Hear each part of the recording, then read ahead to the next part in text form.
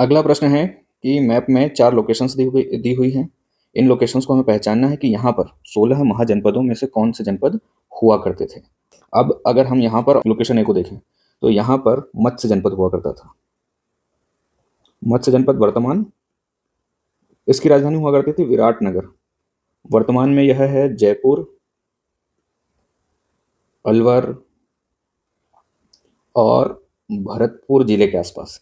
इसके ठीक बगल में यहाँ पर हुआ करता था पांचाल, और पांचाल और मत्स्य के बीच यमुना नदी सीमा की तरह काम करती थी। विराटनगर, आपको याद होगा महाभारत में पांडवों को 12 वर्ष का वनवास और 1 वर्ष का अज्ञातवास हुआ था।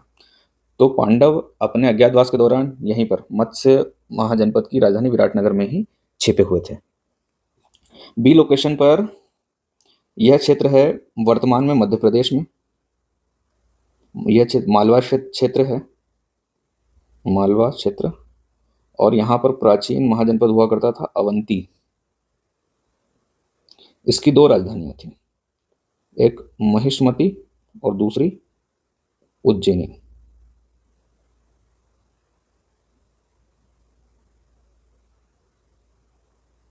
सी लोकेशन पर है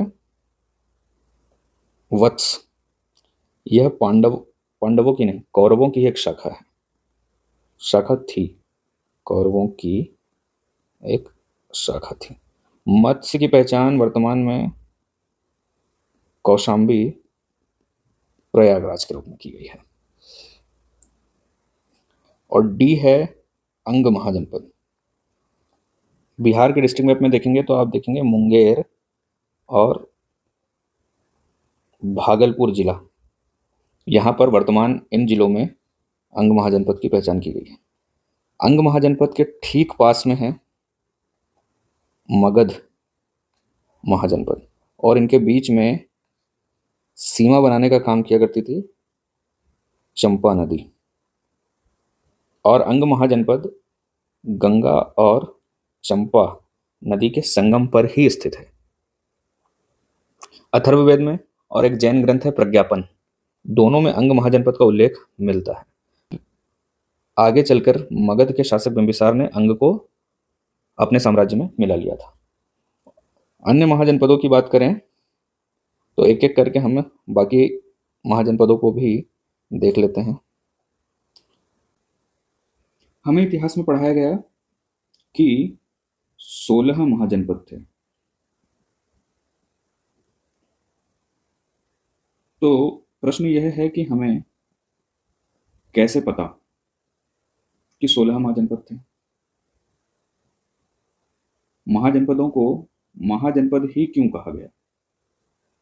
16 महाजनपद थे तो कौन कौन से थे, इनका उदय और पतन कैसे हुआ? तो महाजनपदों को समझने से पहले हमें समझना होगा जनपदों के बारे में।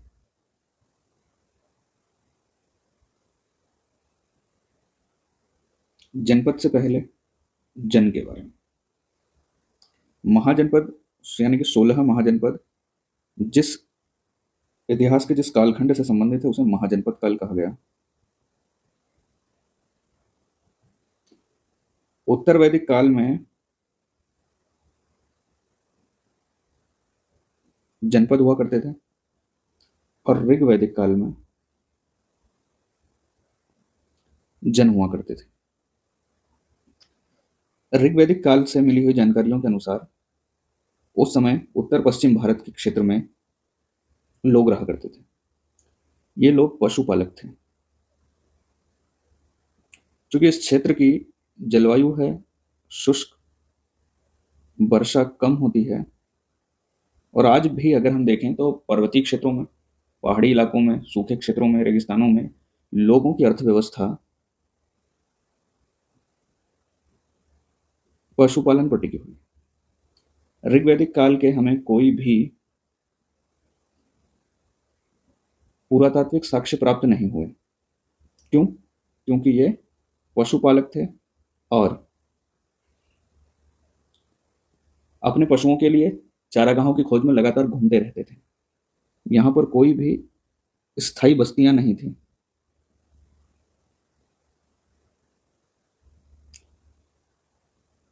1500 ईसा पूर्व से लेकर 1000 ईसा पूर्व तक के समय को ऋग्वैदिक काल कहा गया। उस समय इस क्षेत्र में घने वन हुआ करते थे। क्यों? क्योंकि वर्षा हुआ करती थी, इस क्षेत्र में ज्यादा वर्षा हुआ करती थी। लगभग 1000 ईसा पूर्व में एक अभूतपूर्व घटना हुई और इन लोगों को किसी तरह लोहा मिला। लोहे से बने हथियार और औजार, औजारों से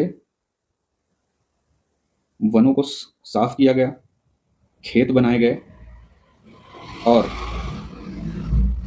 ऋग्वैदिक समाज पूर्व की ओर बढ़ा, यानी कि उत्तर वैदिक काल की ओर बढ़ा। उत्तर वैदिक काल में अर्थव्यवस्था कृषि पर निर्भर हो गई। कृषि करने के लिए हमें एक जगह पर स्थायी रहना होगा, क्योंकि एक फसल की देखभाल करनी है 2 महीने, 4 महीने, 6 महीने, जितनी लंबी फसल हमें उसकी उतनी देखभाल करनी होगी और उसके लिए आवश्यक है कि स्थायी रूप से रहा जाए। और इस तरह लोग एक स्थान पर रहने लगे। ऋग्वैदिक काल में समाज की सबसे बड़ी इकाई जन हुआ करती थी, यानी कि एक यानी कि एक व्यक्ति रहता था परिवार में। कई परिवारों से मिलकर कुल बनना, कुल से ग्राम, ग्राम से जन, और जन जहां पर स्थायी रूप से रहने लगे उस स्थान को जनपद कहा गया। जनपद का शाब्दिक अर्थ है कि जहां पर जन ने अपना पैर रखा, पद रखा। और जनपद एक राजनीतिक इकाई हो गया, सबसे बड़ी राजनीतिक इकाई उत्तर वैदिक काल में जनपद बना। उत्तर वैदिक काल में कई जनपद थे। शक्तिशाली जनपदों ने आसपास के छोटे जनपदों को अपने जनपद में मिलाया और इस तरह से महाजनपद बने। महाजनपदों के बारे में हमें जानकारियां मिलती हैं बौद्ध ग्रंथों में, जैन ग्रंथों में, महाभारत में, पाणिनि के द्वारा लिखा गया एक ग्रंथ जिसका नाम है अष्टाध्यायी। अष्टाध्यायी में हमें महाजनपदों की जानकारी मिलती है। तो पहला ग्रंथ है एक जैन ग्रंथ, भगवती सूत्र। दूसरा ग्रंथ है सूत्र कृतांग।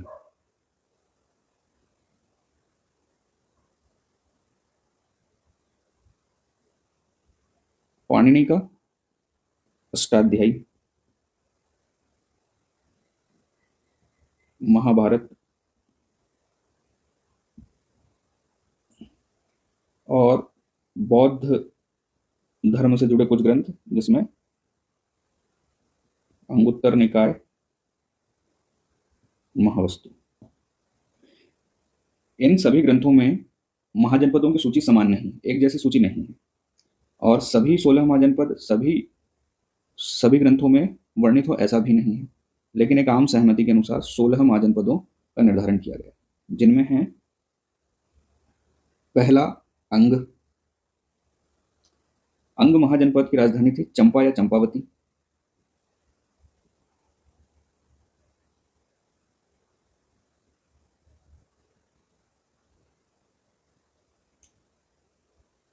वर्तमान भौगोलिक स्थिति के बारे में देखें तो यह वर्तमान बिहार के भागलपुर और मुंगेर जिलों के आसपास स्थित था।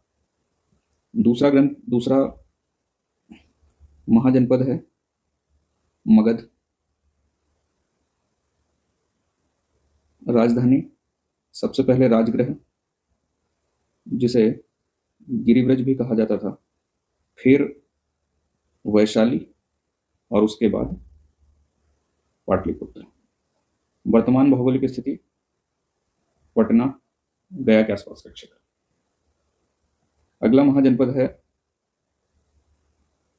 वज्जी।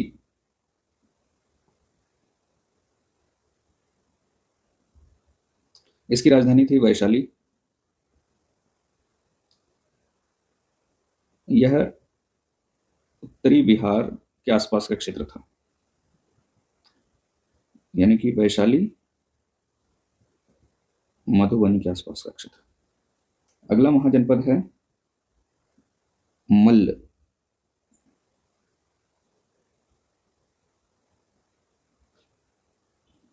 मल्ल की राजधानी थी कुशावती। वर्तमान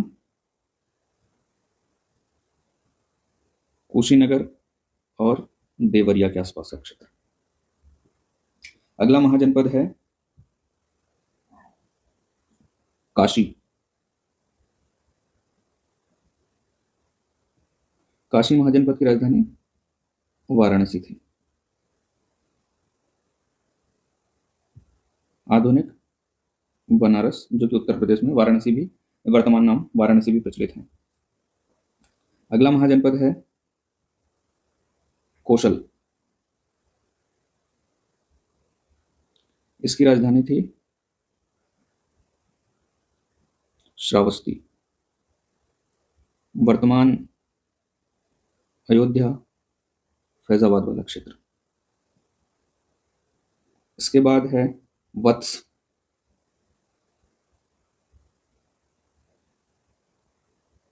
राजधानी कौशाम्बी। वर्तमान प्रयाग राज के आसपास का क्षेत्र।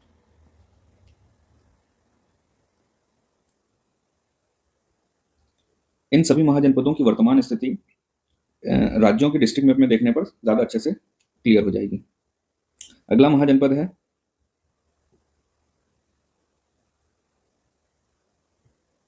महाजनपद है चेदी, जिसकी राजधानी शक्तिमती। आधुनिक बुंदेलखंड का क्षेत्र, जो कि मध्य प्रदेश और उत्तर प्रदेश दोनों राज्यों में पड़ता है। इसके बाद है पांचाल। पांचाल की दो राजधानी हुआ करती थी, एक अहिछत्र और कांपिल्य।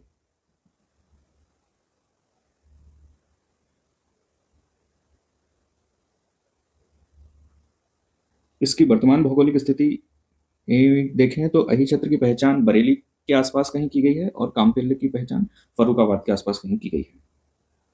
इसके बाद है सूरसेन।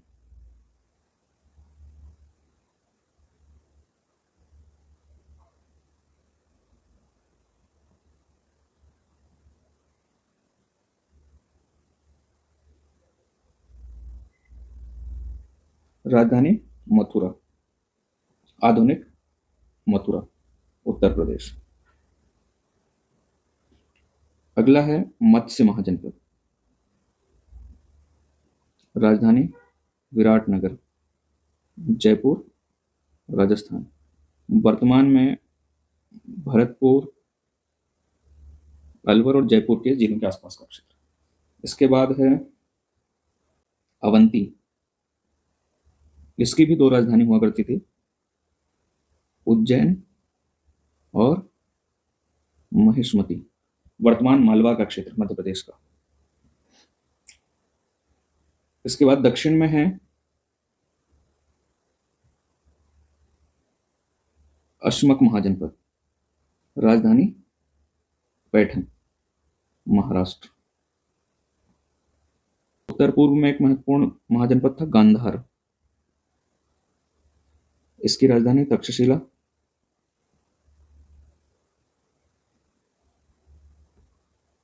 यह आज के पाकिस्तान के उत्तर पश्चिम क्षेत्र में स्थित था। इसके ही पास में एक महत्वपूर्ण महाजनपद है कंबोज। कंबोज की राजधानी हाटक, वर्तमान अफगानिस्तान के क्षेत्र में।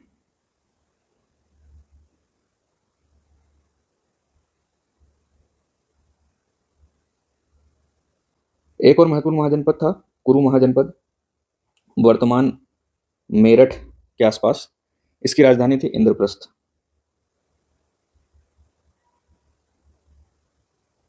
अब एक एक करके सभी 16 महाजनपदों के बारे में थोड़ा और विस्तार से देखते हैं।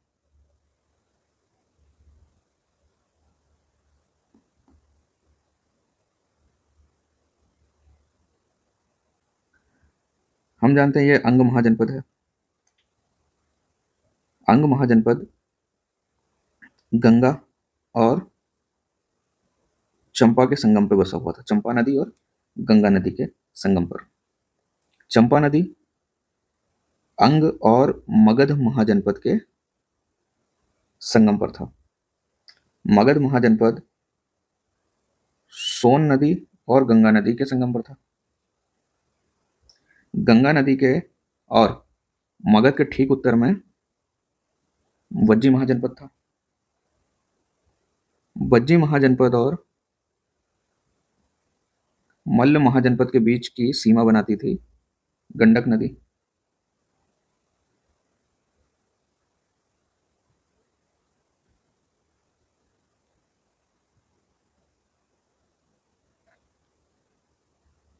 गंगा नदी उत्तराखंड से होते हुए उत्तर प्रदेश से होते हुए बिहार में प्रवेश करती है। गंगा नदी की एक सहायक नदी है गोमती नदी। गोमती और गंगा के संगम पर था काशी महाजनपद और गंगा और यमुना नदी के संगम पर था वत्स महाजनपद। बुंदेलखंड के क्षेत्र में था चेदी महाजनपद।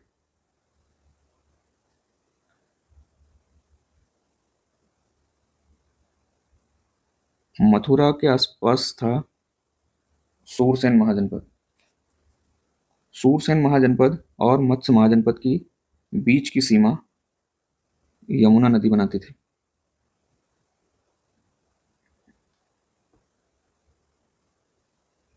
नर्मदा नदी के उत्तर में था अवंती महाजनपद। माहिष्मती नर्मदा नदी के उत्तरी तट पर है और उज्जैन क्षिप्रा नदी के तट पर था।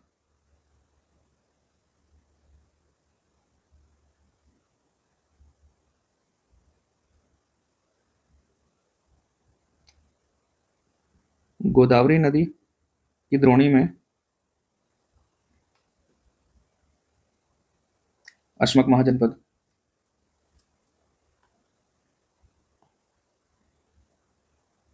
कौशल महाजनपद गोमती नदी के पूर्व में था। यहां पर हमसे एक छोटी सी गलती हो गई है।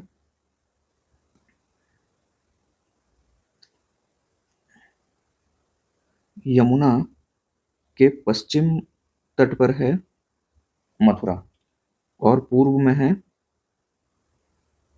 पांचाल महाजनपद।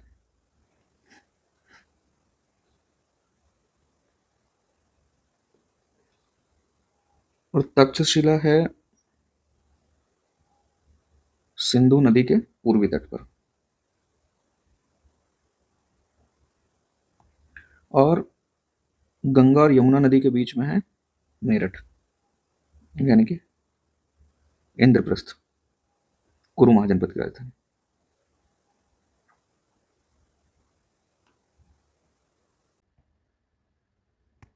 आज के लिए इतना ही, फिर मिलेंगे।